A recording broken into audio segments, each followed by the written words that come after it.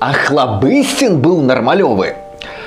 Толькі калі на Расіі цалкам нармалёва закликать до ядерного Армагеддону. У нас не останется другого выхода, как уничтожить весь остальной прогнивший насквозь пороками и равнодушный мир и покончить с собой в надежде, что и чудом уцелевшего человеческих особей появится, наконец, новое, лучшее человечество.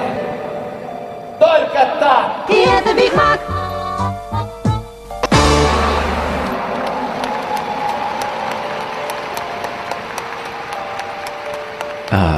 Ну так, на России гэта ж цалкам нармалёва. Мы заново соберем нацию, ту, которой здесь все принадлежит.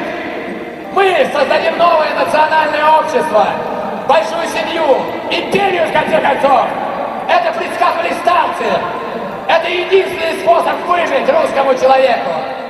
Ахлабыстин зладзіў гэтую імпрэзу ў 11 годзе, і з тых часоў яго не скасавалі, і ён застаўся рукапаціскальным сябрам грамадскасці, дзеючым акторам. Тем более, что будущий император может быть только русским, как представитель титульного народа.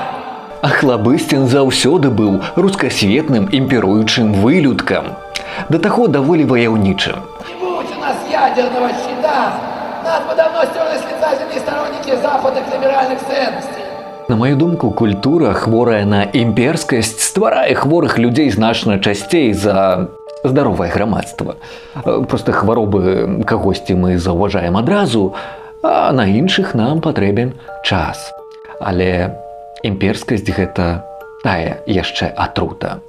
Вельмі не раю спажываць плён расійскай тэлевізіі, бо ёсць вялікая рызыка таксама быць атручаным.